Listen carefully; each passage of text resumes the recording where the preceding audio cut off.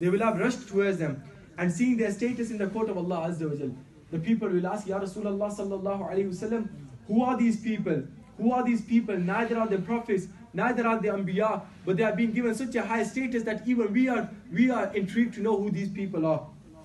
And the Messenger of Allah sallallahu alayhi wasallam said, they will be the people who love each other for the sake of Allah Azza wa Jal, not for business, not because they are relatives with each other, but purely for the sake of Allah subhanahu wa ta'ala.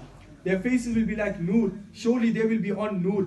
They will be fearless when all other people are fearful, and they will feel no grief when all other people will feel grief.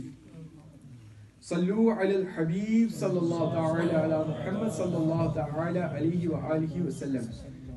The Messenger of Allah sallallahu ta'ala alayhi wa sallam has said, Sayati zamanun ala ummati yuhibbuna khamsan wa yansawna khamsan. That soon an era will come to my people. An era will come to my ummah when they will love 5 and will forget 5.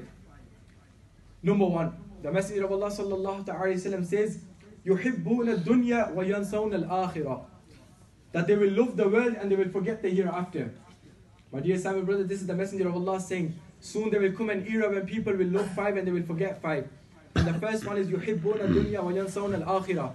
That they will love the world and they forget the hereafter. We should contemplate on our state and we should ask ourselves, is this not that era when people are worried more about building houses in this world than building palaces in the hereafter? When people are more worried about their businesses than worried about the hereafter? When people are more worried about what they're going to wear rather than the purity of their heart? When people are more worried about how they're going to live their life rather if they're going to die in Islam or not? This is the era the Prophet ﷺ was talking about. The second thing that he mentioned, وَيُحِبُّونَ الْمَالَ وَيَنْسَوْنَ الْحِسَابِ. That they will love wealth and they will have forgotten accountability. Ask ourselves this question. How much do we spend, but do we realize that we're going to be held accountable for this? How much fuzul guftagu, how much wasteful talking do we do, not realizing we'll be held accountable for this on the Day of Judgment?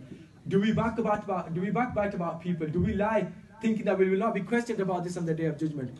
Undoubtedly, the Messenger of Allah sallallahu alaihi wasallam has said, people will love mal, but they will forget the accountability for it. The third thing that he sallallahu alaihi wasallam said, وَيُحِبُّونَ الْخَلْقَ وَيَنْسَوْنَ الْخَالِقَ. That they will love the creation, but they will forget about the Creator.